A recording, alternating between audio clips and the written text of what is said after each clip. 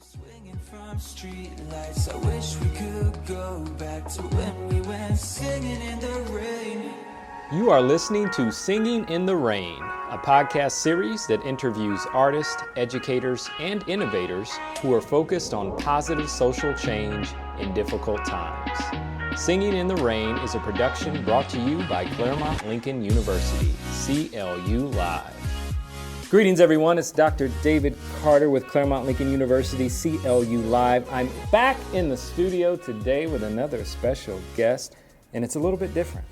For the first time ever, we have a student with us today who's going to tell us about ethics, business, leadership, globalization, how to mow your yard correctly, all kinds of stuff. It's going to be an amazing time with us. Captain Blodgett is with us in the studio today. He is a student here at Claremont Lincoln University. He's been researching business ethics through a unique lens. And he's joined us to talk about some of these perspectives, and I do hope that we will create some awareness through this discussion. If nothing else, we'll just stir the discussion, talk about specific topics in that arena, and we're just going to jump right in. Brandon, is that correct? You here to stir things up a bit? That is correct, David, and I appreciate you taking the time to chat with me about this stuff and just help generate different and hopefully productive ideas on some of this important stuff here. Yeah, absolutely. And so just jumping right in, it's going to be centered around a widely accepted and very popular business theory we call shareholder value theory. Man, that sounds very smart, right? Mm-hmm. Until recently, it hasn't been questioned as a core ideology for businesses to hold. And from how I understand it, at least, I have to go back to my basic business courses that I did not take. It's basically the idea that the primary and fundamental responsibility of businesses is to produce value for shareholders, which in turn produces value to the American economy and everyone who has a stake in it through Wall Street. Is that correct? And that is exactly correct. Basically shareholder value theory, prioritizes the interests and value of shareholders over all of their stakeholders. And it's usually measured by financial statements and share value. And it's usually measured on a tight schedule, usually quarterly. And ultimately, the value or the theory holds the belief that most risk in business is assumed by investors. Okay, and by prioritizing them and serving their interests, more will be attracted, and thereby more value creation will be had in the company via the measurement of the stock price. Okay. I think I got it here. So we're basically here today to discuss why you, Brandon, believe this theory has problems and leads to other problems that are affecting our economy. Is that right? Yeah, that's absolutely correct. Yeah, well, let me stop you there then, before we get too deeply in this interview, and you can keep that water. You can take that out with you. That is free. But here's what I want to say. Look, this thing has been around for like 40 years, and so it's been around for a long time. It's been working. Why change it now? I mean, the economy's booming. I'm able to buy Nikes and great yogurt from the store. I mean, what are you doing here? This has been around for some time. Yeah, and you may be, but and not everybody's having that experience, unfortunately. And so, from a Wall Street perspective, it is booming. But there's a lot of economists out there that are trying to understand, why there's this drastic rise in income inequality, in spite of this supposed historic bull market that we're seeing on Wall Street. In reality, there's really some other perspectives that are also revealing some pretty troubling problems occurring, in America today. And I think it's actually happening quite a bit around the world as well, but definitely in America, things like flat wages, right? We're seeing corporate consolidations. It's reducing competition. Okay. There's outsourcing of labor, and that is, been going on for decades. We all know about that. Foreign ownership. We're seeing businesses being sold off by American owners, and we got Chinese, owners of theaters and British owners of theaters and convenience stores, and just a couple examples. I'm pretty sure my Nikes and my yogurt are not American made. Yep, they may be, but I'm pretty sure they are not. And most aren't. It's just the reality. And this, all of this, drives inflation. And I think what's going to happen is, if we look deep enough here, we're going to find that the principle is held in theories like shareholder primacy, which is another term for shareholder value theory, or they're closely correlated, and if not causal, to a lot of these issues.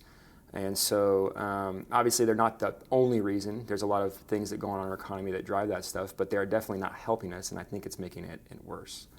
So that's what I came to talk about today. Yeah. I want to talk about the theory, where it came from, why it's so justified in business culture today, and then some toxic examples of this theory in action. We might talk a little bit about Boeing and some other companies that that have engaged in some stuff around this theory. And finally, we want to talk about some perspectives that can be used to enhance alternatives to this theory, so things like triple bottom line and corporate social responsibility. Okay, I see where this is going. So you're trying to help people. Yeah, all right. we're Trying to improve businesses to. overall. Okay, I see where this is going. It's interesting to me that you share that not everyone is benefiting from this boom that we're having, and that's a great perspective. It's a bit contrarian, and I'm interested in hearing more. I know our listeners are interested in hearing more, because when I think about the Nikes and the yogurt and the Starbucks and the fact that I can get Panda Express now, I mean, I'm thinking everything's okay. But some of the perspectives that you are sharing, or at least will share from what you've already outlined here, tell me that there's a different story that's going on. So not everybody's benefiting from this boom that we're having? Yeah, unfortunately, no, and it's just the truth. So and I mean, in some ways, people are benefiting, like you said. I mean, there's two sides of this story, right? But the imbalance, what we're seeing, is getting out of control, and that imbalance is more destructive than anything. And we're living in a time where more and more of us are finding it harder to advance financially in spite of education or position. So in capitalism, there's a core tenet in capitalism that has motivation and trade to create wealth as its center. We know the opposite, the other end of that spectrum, socialism. It stifles that, and it creates systems where people are unable to advance, no matter what they do. And of course, these are both extreme ends of a spectrum, and we all know this, but I believe that shareholder value theory represents the extreme end of capitalism. And the problems are that, if our current systems within capitalism are also stifling people's motivation and ability to create wealth, then what we're going to have is these other sides of things that are meeting it with heavy opposition, which is why we have so much polarization, I think, especially economically in economic ideology today. Okay, well, this is pretty heavy. Not only because it's after lunch, but I mean these are some heavy ideas that you're dropping on us here. And before we get into these topics too deeply, I was hoping maybe you could tell us just a little bit more about yourself. From what I understand, you currently serve in the United States Air Force, amongst some other things that you're doing. How did you go from military service and flying commercial aircraft to challenging business philosophy and connecting it to this socio-economic problem that is taking place, and walking into this studio and telling me that everything's not okay? What's your story? Right. Well, first I got to say that I think my time here at CLU has played a big part in developing Tell us about my that. awareness and critical analysis skills. I've learned a lot being here. And you learn how to look at the world here with all the especially the core classes and everything that we have. You look at the world through a different lens. Yeah. And what we're doing here is we're trying to look at different solutions and some of the same tired things that have their polar opposites.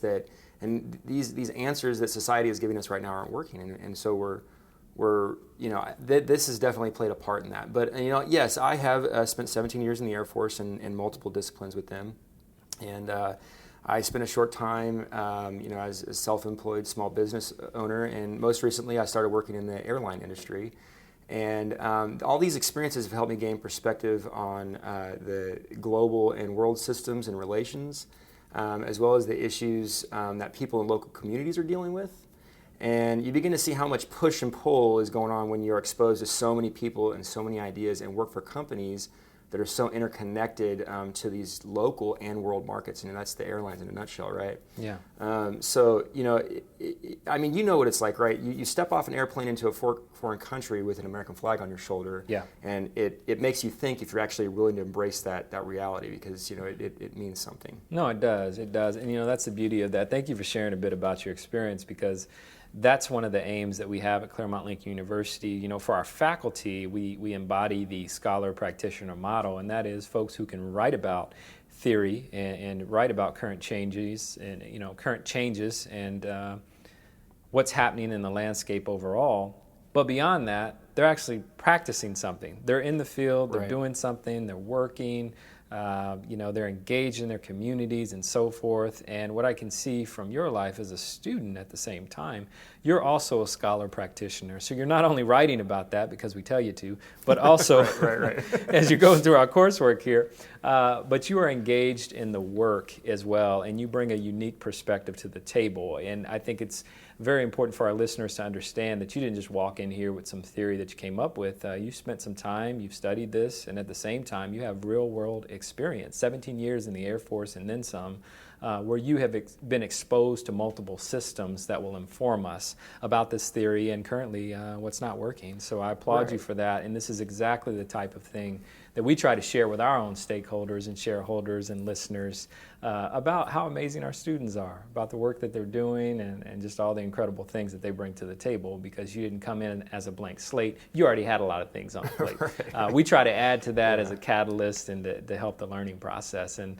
it sounds like we're both doing a Absolutely, pretty good job. And you guys are doing a great job. And one of the things that I have taken out of here, with all this is that I've learned that systems and processes drive the world, right? This is what I've been kind of taking through all this, right? But here's the thing: systems and processes are created by people, and those people hold values and ethical paradigms that drive those systems and processes. So, what is behind the system and process? What is actually driving that, right? And so, I just begin to meditate all these connections of the values in these everyday experiences that through these decisions that are made. At some point, we got to be aware that, when you go through an experience out here in the world, whether it's good, bad, or indifferent, those processes and those systems that have been created are driving it. Yeah. Somebody is responsible for that. It's all by choice, right? These decision makers and leaders and people with influence, they're designing these same systems that we're all subjected to, and honestly, most recently, it's becoming much more complex, and they're increasing in number. Yeah. My point is everyone is feeling these issues, and our thinking is responsible for them, right? Yeah. Shareholder value theory came out of a thought. Right. Okay, and here's the thing. Albert Einstein said this. It's a very simple but profound truth. He said, the world as we have created it is a process of our thinking, and it cannot be changed without changing our thinking. Absolutely, absolutely. And, it's important to challenge the current thinking that is out there. Absolutely. And it's important to challenge that before it's broken. And some would say maybe the system's already broken, whatever system you want to apply there, fill in the blank. But we have to challenge that thinking. That's the importance of critical thinking overall. And that's also the importance, which is exactly what you're doing, is stepping out of a graduate institution and being able to challenge current thinking and to impact that system. So speaking of that, Brandon, some of our previous conversations about this, we dived into a few things before we went on air here, and you were sort of saying that maybe we need to replace and not just remove shareholder value theory, correct? And that not just the practice itself is the problem, but if you're going to have an actual ethical paradigm behind that, you've got to do something about it, and it's justified in its employment overall. Is that correct, or would you just say that? I guess what I'm asking here is, do we need to replace everything, remove it, get rid of this theory if we say shareholder value theory is no longer applicable, or do we need to modify it? We need to put new tires on it. We need to change the oil. I mean, what are you thinking in that space? Well, I think it actually does need to be replaced, but it matters what we replace it with. Okay, because it can't be modified into something that it turns back into this same theory with a new name. Right. Yeah. That's what we don't want, right? Of course, yeah. Because, like I said, the idea behind the theory is what's driving this, right? Yeah. But the thing is, we have to understand is shareholder primacy is only about a 50-year-old idea from the point when it started to gain traction. Okay. It's only been championed for about that long, and it's not what initially prospered the U.S., all right, especially during the Industrial Revolution and everything. The theory actually replaced other paradigms that at that point in time in the 70s when this started gaining traction was deemed ineffective for wealth creation. Okay. And our goal is not to just complain about something, but come up with solutions. And that's what we've learned here at CLU, right? Right. Shareholder value theory, it may have worked in periods and for short periods of time, but we need new solutions for the changes that are actually happening in our world, especially with this increased globalization. Yeah. It's coming, it's coming to us, and it's just going to get more and more interconnected. So that is what we're wanting to explore, is some of these, ideological rules that can be coupled to the already existing business ideologies like triple bottom line. That's right. Or corporate social responsibility. And we want to bolster these effective replacements. We want them to become deeper. We want them to people actually know what they're doing when they're, so that they actually have practical application in them. Yeah, and if I'm understanding it correctly also, we've accepted as a society many times, business owners, etc., we've accepted this operating system. We've just taken it on, but we really don't really question that. And then we see problems from that. Maybe we don't understand that it's the operating system that's actually the problem. And maybe we need to, add a new paradigm or program in there. So what you're presenting us with, if I'm understanding this, is a new ethical paradigm and something that should either be coined or codified. Does that make sense? Right. Well, and yes, and not necessarily exactly that. I mean, could it be later on? Perhaps. Okay. But what we really want to do is just discuss the moral and ethical basis of these ideas, what's behind them, what's driven us to this point, and the alternatives that can take us in another direction. So that brings up a good point. I do want to start off by clarifying what I'm talking about today. This is not a new idea. People have been writing about this. They've been talking about it. This idea, shareholder value theory itself, has been challenged for decades, especially in this last decade. But we just want to take some of these new thoughts and apply them to business concepts ultimately for practical application. So we're going to get a little more esoteric here in a little bit from a metaphorical place, but it's also we want to be able to tie it to something. Okay. But the other thing is that all the following inferences that we're going to make are directed at leadership and decision making, right, among people with common interests, such as in a company. So it can be applied to other situations, and we'll discuss that. But this does not include a situation where, like, we're talking about war has broken out or atrocity has taken place. I'm not trying to create a categorical imperative, ethically speaking. Yeah. We're just trying to apply something that we can all use here. So we're shooting for simplicity, things that we can remember, and these ideas are meant to be highly adaptive and very situational, as all leadership, in my opinion, should be. Yeah, no, this is good, and everything from Occupy Wall Street and everything from 2008 that we've seen, and then some. I mean, the theory has been questioned. Right. It continues to be questioned and it will. As plane seats get smaller. Using a reference metaphor that you would understand. Yep, that's clearly. Correct. We start to think about those things. Why don't I have enough space now? Why is the person in front of me leaning on my knees now? What's taking place here to where I'm uncomfortable simply to make someone else comfortable that I'll never see overall, because they're in first class. That's right. But beyond that, because you way in the back. I'm not going to see them. That's where we're at. Snap the curtain shut. I will not see them. Those are good things to keep in mind. I wanted to make sure you weren't coming in, like the Joker and trying to upset the apple cart completely. New theory, new paradigm. What is he talking about? Yep. So in other words, you don't want people thinking that this is some sort of claim to an exacting or definitive rule, but rather you want it to be a mindset that can be flexible and applied to systems that are available. Would that be more accurate? That's exactly correct. And that's what we're shooting for. Well, right? That's what I want to do. I want to get into your thoughts there and inform the listeners how we arrived at where we are concerning shareholder value theory. And if you could break it down for us a little just in the history component, which I love, and also perhaps some examples of the problems that are causing it. So give us a little bit, maybe a historical perspective and then some of the problems stemming from that, if you will. Right, absolutely. And well, so first, before I get into this, I want to say that, the opposite, like we already kind of talked about, the opposition study is not some new thing. Yeah. People have been writing about this, researching, highlighting the problems for a real long time. Just a couple of places that I've read from is people like Steve Denning from Forbes magazine, Lynn Stout from Cornell Law School. They've been writing extensive. Yeah, we golf together. This, totally. Right? Yeah, okay. But they've been talking about the toxic effects of this theory for the better part of a decade or more. And the thing is, I'm seeing is that people are starting to finally wake up to this, and I'll talk about a little bit of that as we go along here. But I'm just joining the choir, so to speak, and coming up with some of the connections on my own. And we could look all this stuff. Google is your friend. Type anything that I'm talking about in here today, and you'll find it right there. All right. But I'm doing that right now, by the way. No, I'm kidding. Go ahead. But let's go back into early 70s, right, when this idea started gaining traction, and we can see how it caught on, why it did, it did what it did. And so here's what we have going on. You have Vietnam, which was draining the economy. Of course. Okay, people were tired. You had Nixon, who removed us off the gold standard. And what this does it didn't allow the dollar to be tied to anything solid, And this caused the potential for higher volatility in the stock market. So now we have this overall, everybody's focused on the stock market now because it could be so volatile, right? But you couple that with the fact that we have an insanely high unemployment rate, 6.1%. Okay, inflation rate's over 5%. We're not even close to that even in our time right now. Right? And then you got Nixon and the corruption with Watergate and all these other socioeconomic problems. Yeah, and we got other issues too that were going on there. It's just a really tumultuous time, right? So people are looking for focus. But here's the real igniter, right? You have this guy named Milton Friedman, right? And he's an economist. He's a Nobel Prize winner, and he won a Nobel Prize for some of his ideas concerning this.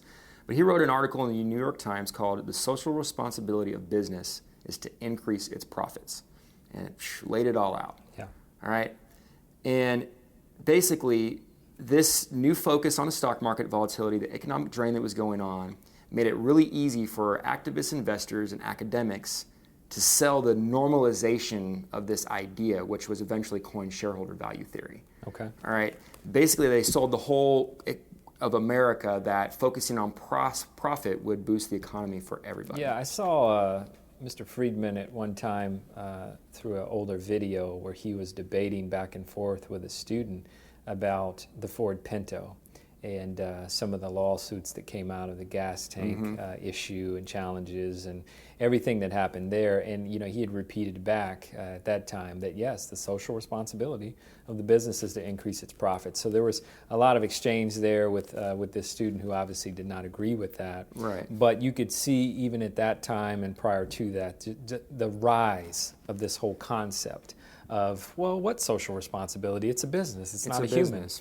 So it needs to increase its profits. And correct me if I'm wrong, weren't those things blowing up on Yes, people? they were. Yes. I do not drive one. I want to be clear about that. I think I got to sell mine. So you should probably look into that. I think there was a safety recall or two probably 50 years ago, but you want to look at that. But they were, and that was the whole exchange of, well, hold on a second.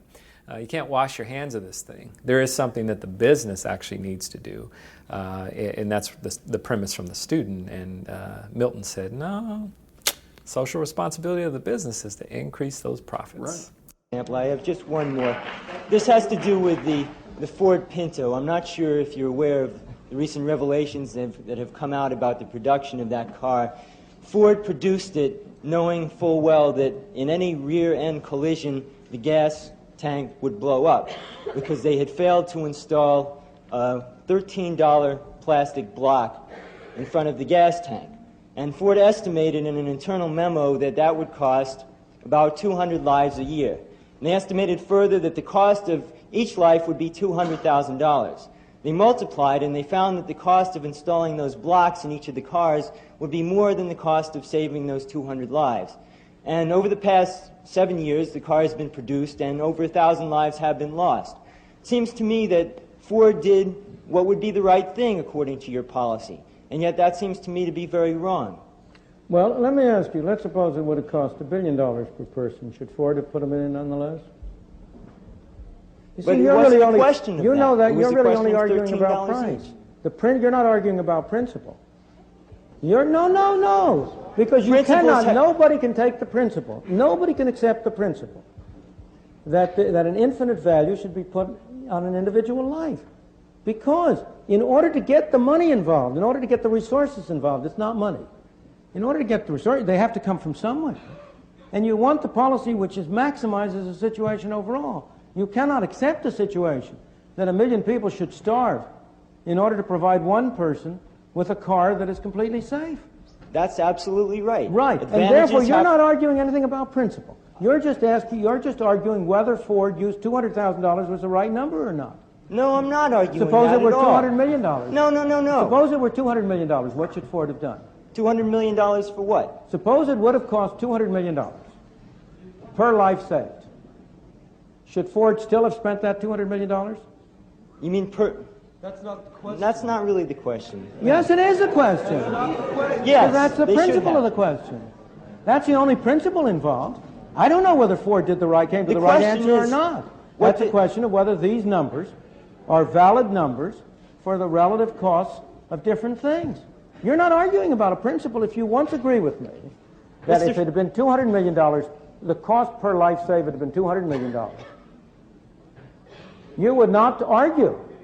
Look, let me go back for a moment. Can I say something in response to that? If Ford had not been able to market those cars in the same kind of economic bracket because of the price of installing this one plastic block, that would be a different question. Maybe Ford could have considered redesigning the whole car so as to make it cheaper. But what we're talking about is balancing advantages and balancing principles. And that's why Just a minute. You're only talking I'm a about supporter of abortion. Therefore, I don't believe that every single human life is sacred. I believe that principles have to be balanced. And yet, I don't see Ford spending $13 less on each car at the cost of 200 lives a year as being a principled position to take. And yet, I think your logic requires it. Suppose it had been one fewer life a year. So that the $13 per car, so that that one life, instead of being 200 times, what's 200 times 200,000, it's 40 million. Suppose it had been one life a year, so that it cost 40 million. Would it then have been okay for Ford not to have put in that block? You can't predict that one life is going to be cost because of a physical defect in the car. This was a clear I know, but you're evading the question of principle. No, I'm not. I'm saying that they knew before they put the car out that there was a mechanical defect in it. You know, when you buy a car, you know that your chance of being killed in a Pinto is greater than your chance of being killed in a Mack truck. No, I didn't. I didn't know that the gas tank would rupture. Of course it is a question. Every one of us separately in this room could, at a cost, reduce his risk of dying tomorrow. You don't have to walk across the street. Of course. The question is he willing to pay for it? And the question here he should be raising, if he wants to raise a question of principle, the principle he should raise is whether Ford wasn't required to attach to this car the statement, we have made this car $13 cheaper, and therefore it is whatever the percent is, it is 1% more risky for you to buy it. But why? Now then he would be arguing a real question of principle. Why should they do that? Doesn't that interfere with the free enterprise system that you're touting? No. Why not? Because the consumer should be free to decide what risk he wants to bear.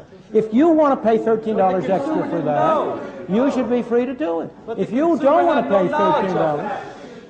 Wait. Excuse me, we have to keep it to the audio over here. So then the government does have the right to require information of corporations, is that right? No, the government has a right to provide courts of law in which corporations that deliberately conceal material that is relevant can be sued for fraud and made to pay very heavy expenses. And that is a desirable part of the market, of course. What I'm trying to say to you is that these things are really a little bit more subtle and sophisticated than you are at first led to believe. You can't get easy answers along this line, because your way of putting it really only doesn't really get at the fundamental principles involved. The real fundamental principle is that people individually should be free to decide how much they're willing to pay for reducing the chances of their death. Now, people mostly aren't willing to pay very much. I personally regard this as very, very illogical. I see people on all sides of me smoking. Now, there's no doubt, nobody denies that increases their chance of death. I'm not saying they shouldn't be free to smoke, don't misunderstand me. I just think they're fools to do it. And I know they're fools because I quit on the basis of the evidence 18 years ago. But that's the real issue. And if you want to be rated Ford, you ought to be rated on those terms, not on the ground that you don't think they use the right numbers. Now, look, I don't think we can keep on going very much. I'm afraid we're going to run out of tape, and I'm afraid I'm going to run out of voice. So I think I'll call it down. Thank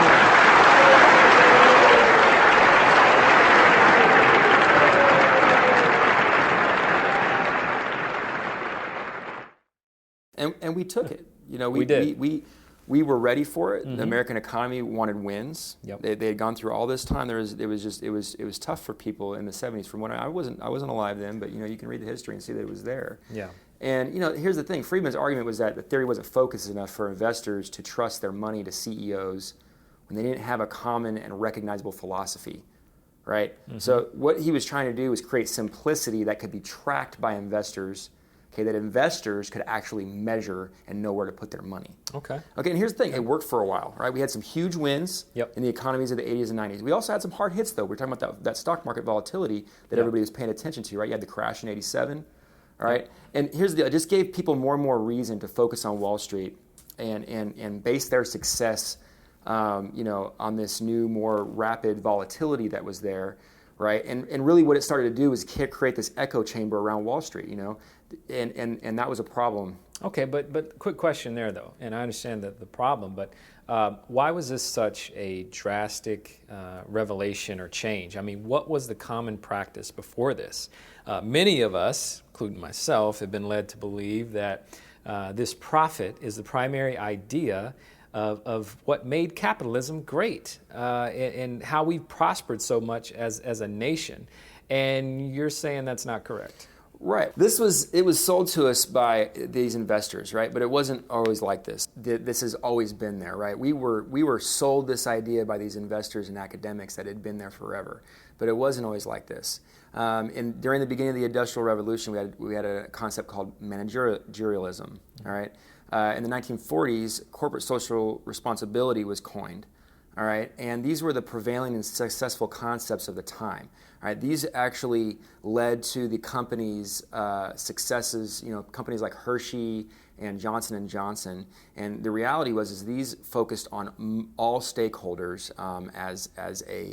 in value creation. They believed that profitability was important, but more as a secondary effect of great business practices. That was what created real value among stakeholders. That's how they viewed it. What shareholder value theory does is it says that there's an imperative that mandates sacrifice for everybody for one group. Mm-hmm. And this was the antithesis of that. So Friedman, what he had done is his argument was that these practices lacked financial discipline and focus. So CEOs were not to be trusted with prioritizing values among stakeholders and doing the best thing for the company. And in his mind, that put investors at risk, which ultimately put the economy at risk. Okay, I can see that. So, but if I could go out there and stretch with you and just what you shared here a little bit, I can see what Friedman was getting at as you say that. And so his point was that the overall goal of a company is to produce value, and that value should be measured through financial means. I mean, in reality, a successful and investable company, something that you're going to invest in actually, is going to do this very thing, right? So why not make it the goal? Why not make profit the goal overall? That's sort of what Friedman was getting at, if I understand. That's correct. He was wanting to make that focus. And you know what, you're right. It's a great point that he made. And like I said, it did work for a while in those initial seasons when the world was ready for it, right? But the problem is it's just been twisted up over the last 20 to 30 years. The intent has gotten completely manipulated. Yeah. Right? And so what we see is people using metrics, and measurement to increase stock value at all costs. That measurement becomes the goal, all right, and they're going to tell lies to themselves rather than telling a story about the real condition of the company. Okay, so if you're showing a loss, there's a reason. Of course. And it's probably deeper than just needing to fire a few employees, right? Yeah. But that's the simple answer, right? Just fire a few employees and you increase your margins. Okay? But this is where they focus. They take all these metrics and they go, well, we're spending more over here, and if we could trim that down, and see, but the thing is that creating value in multiple areas with this idea is seen as a cost and rather than a gain to many, right? When in reality, this value creation in multiple areas will cause overall performance of the company to rise, and then that will be reflected in the share price. And so it's about how we're approaching this. And this ultimately, what this comes down to is an argument between short-termism and long-termism. Okay. Right. Short-termism in the end has been engineered through metrics and data analysis to serve the short-term gain and greed of a specific group, right? And the people in this group, which unfortunately, it does consist of a lot of CEOs and executives, all right, and all of our big decision makers. Remember, I was talking about how ideas come from leaders and systems are set by these people who are decision makers, right? But they end up but they get in these echo chambers and they end up becoming disconnected from the world that they're leading. Of course, right? Because they think that they are the purpose of the company alone. They think that whole money piece is everything that a company does, and it's just a false and twisted paradigm. So a little bit of narcissism is covered in that also. Absolutely, I can see that. So you're basically saying that the intent originally was to bring focus and to look at the overall health of the company through its financials, but that ultimately led to practices that served to boost the perspective only. And then we ended up with all of these toxic side effects and Enrons and several other examples out there that went a completely different way and didn't listen to the signs. No, and they didn't. And see, exactly. Oh, and here's another, just, I kind of thought of this here. So here's another phenomenon that took hold in the 80s, okay, that a lot of people may not be connecting to this. Okay. But it was called Six Sigma. Yeah. Right? Everybody knows about that. Yeah, of course. Why? Because Motorola came up with it, and it was the process, the intent was to reduce manufacturing defects. Mm-hmm. And businesses went nuts with this idea, right? We were for cutting fat everywhere, finding efficiencies, and we were measuring everything. Yeah. Okay, but the question becomes, what are we measuring, and how are we using that data? Yeah. When you begin to apply this to like financials and processes that have adaptive and necessary human elements, mm-hmm. you can begin to mess things up, and that's what a lot of these companies have done. I think even was it who's the owner of General Electric? Was it Jack Welch? Jack Welch. Yeah. Mm-hmm. He in '95 he based his entire company's strategy on Six Sigma, mm-hmm. and it makes sense. They're building airplane engines. That's what that is for. But you can't apply that to human processes across the board and take out human elements. Yeah. Anyway, on that note, I do recommend a book called The Tyranny of Metrics, and it's written by a guy named Jerry Muller. Okay. It's a great read, and it explains a lot about the history of data analysis in this country. Do you think I could pick that up from the COU library? I don't know. Okay, well, I'm going to check. You might be able to, but it's worth buying. It is. It's good. It's good. He does a lot of case studies about all the different areas where, in a lot of different areas. You heard it from Brandon, folks. Yeah. We got to get that book. Okay. What's this larger perspective, though? I mean, could you talk about that a little bit? Yeah, so we want to talk this larger yeah, exactly. I'm sorry, I was kind of getting off track there. But no worries. This that's is good. All right.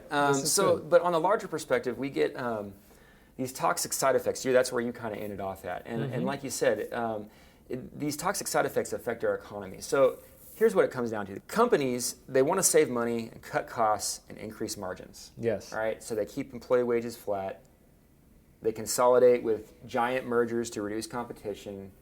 They end up screwing over suppliers who don't have anyone else to sell to. Mm-hmm. Okay? So then they raise prices for consumers who have less choices and degrade their products to save on costs. Mm-hmm.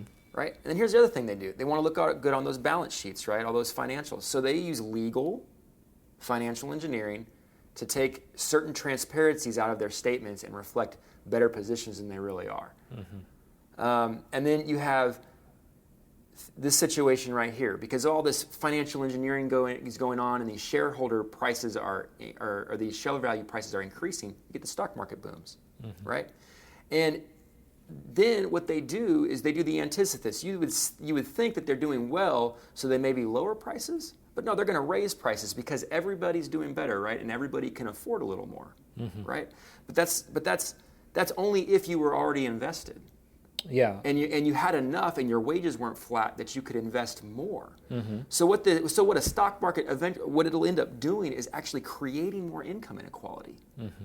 And here's the deal. And these companies respond to it by driving inflation, and that is some of the toxic side effects that we're seeing. And that, like I said, there's a lot of other things that go into that, to these issues that we're seeing. But this is definitely where some of the dots are being connected. But I also hear within that, just from what you're sharing, this whole concept of Wall Street quote, right? Greed is good. Right. And so that has to be at least touched on there as far as greed, because the only way that you'll keep driving companies in that way and only focusing on the profit and cutting those costs and trying to reflect the better financial statement overall is if there's a little element of greed in there, and it takes out the human element. And I think as I hear you explaining some of these ideas, that needs to be a component of that, because certainly greed has played a part in some of our worst financial disasters as you look at that overall. This hoarding of resources and not considering the human element, and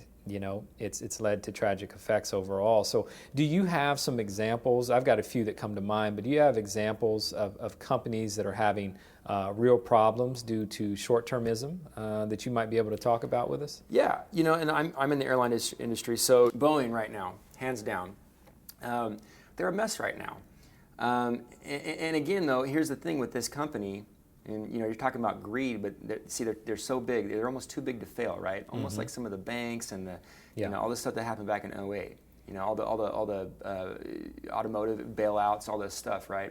And I'm not saying Boeing's going down or anything like that. I don't know. But here's the deal. I love Boeing. I love Boeing products. I fly one myself. All right. But they're becoming, in the industry, they're becoming a questionable entity instead of a trusted dominator of the industry, right? And that's a problem when you're talking about aircraft and safety. Yeah. Okay, because this goes way deeper than money. Okay, Boeing has blood on their hands right now from people around the world, and that is the honest truth. Okay. And I'm not making this up. So everybody knows a little bit about the MAX if they've watched the news at all or paid attention. And what we don't realize about them is that they skimmed their checks and balances, in flight testing to get the final product out. There was this rush to get this final product out. Yeah. And I'll get into that why here in just a second. But what they did is they re-engineered a critical system on the airplane in the final flight testing phases to do something that they wanted it to do. But then they didn't put it back through their approval processes and see what that would do.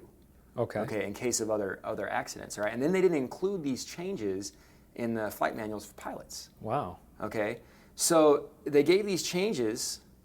Okay, they gave this new airplane now to inexperienced pilots all around the world. Because you got to remember, American pilots could probably handle this. Yeah. Right? We are highly trained, but the Ethiopian pilots probably not. Yeah. Right? Some of these Chinese airline pilots, they're given 250 hours and they're sent to fly a 777. And I'm not making this up, right? Wow. Because this is the stuff that's going on over there. We think we're short on pilots here in the U.S. They're short over there. Yeah. All right, but see, that's a global issue now because they're not concerning themselves with what's going on over there and how they're doing their thing, but they did sell them that airplane. And here's the other thing: Boeing has used lobbyists. All right, and this is in the news too, right? They got a 300% duty placed on a Canada-made jet, a Bombardier jet. 300%. Yeah. Wow. That were supposed to be imported to the U.S. Okay, and this was all going on at the same time, when they were making promises to the White House about deals on Air Force One. And here's the deal. The MAX is this low-cost, low-range carrier that was supposed to do what those Bombardier-made jets were supposed to do. So now there's this rush to get them out because they got the duty on them placed on them by Congress, and now the airlines are like, hey, we need these jets. There's a demand for them because now there's all, and now they're like, okay, we got to get these airplanes out. Right. And here's the other side of this. I'm not even going to talk about the contractual jujitsu that they do with the government. Yeah. Okay, including the Air Force, right?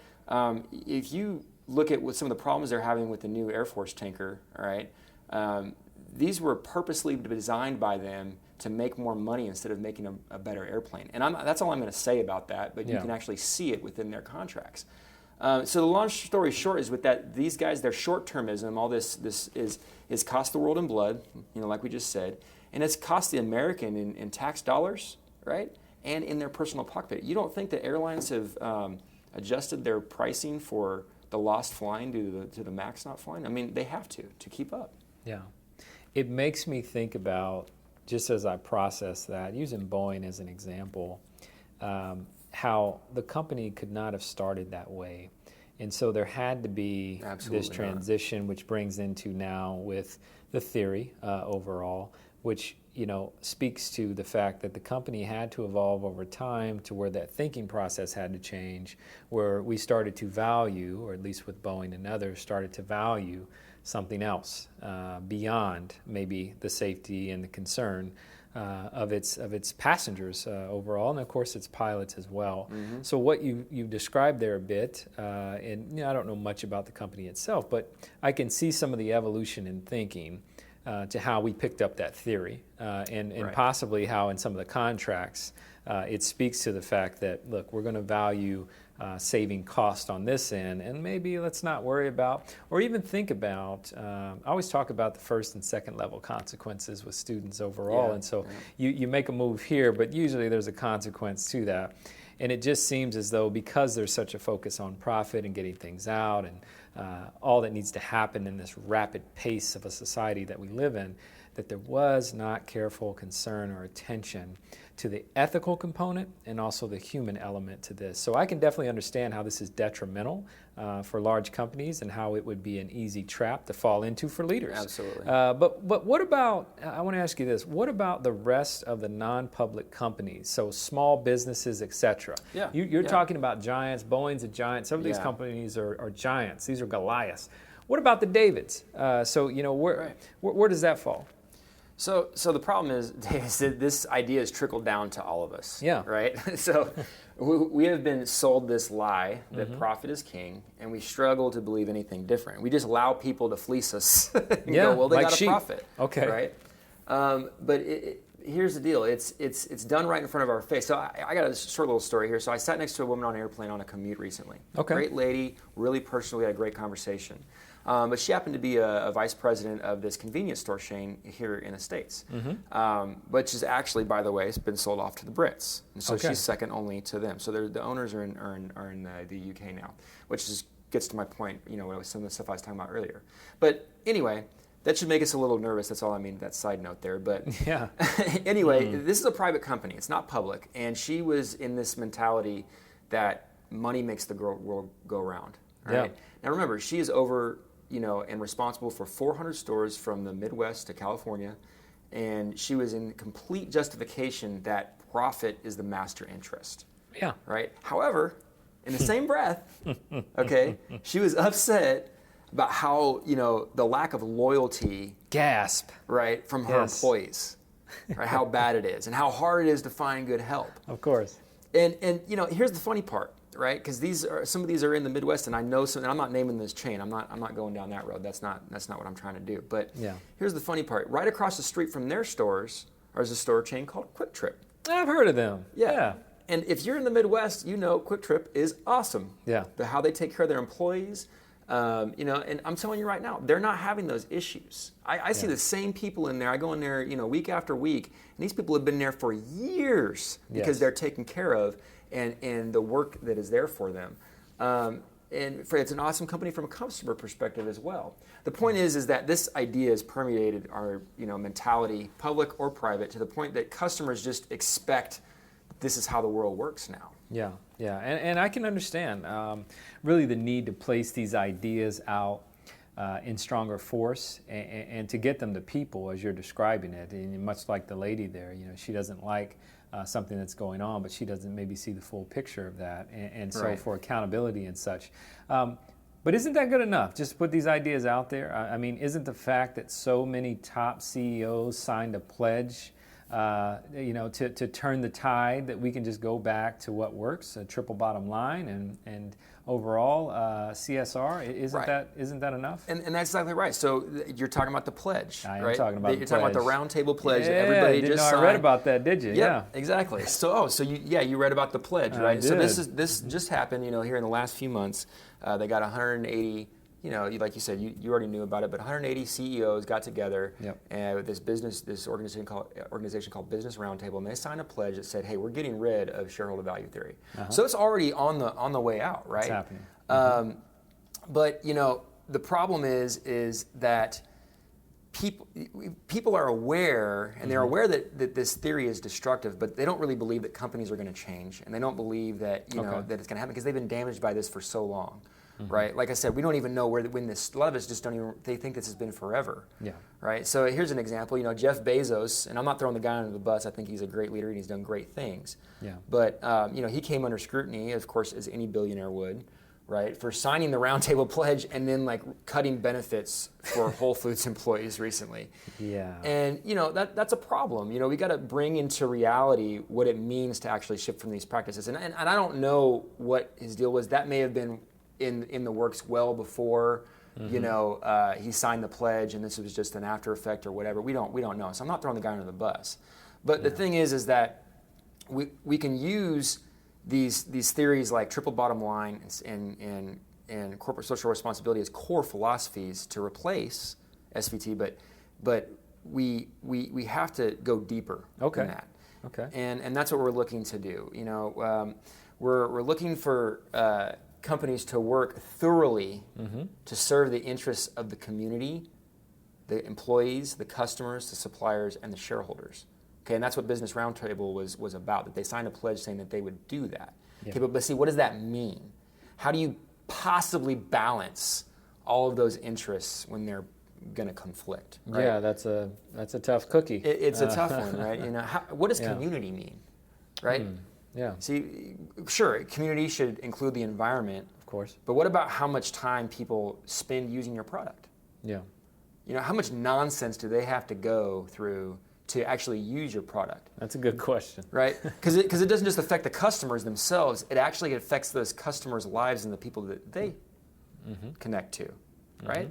So if you have a process that takes 4 hours of a customer's time, yes, all right, and there's a better way, but you are engaged in excessive legal butt covering or data grabbing or whatever else, you're actually taking time from those people and those families. You're actually degrading the community. Yeah. Right? Even though you may have a great product. See, so are we actually going down and going deeper in these considerations? So my point is we have to go deeper. That's what really, really matters. You have been listening to Singing in the Rain, a podcast series that interviews artists, educators, and innovators who are focused on positive social change in difficult times. Singing in the Rain is a production brought to you by Claremont Lincoln University, CLU Live. For more, subscribe, share, and visit us at claremontlincoln.edu.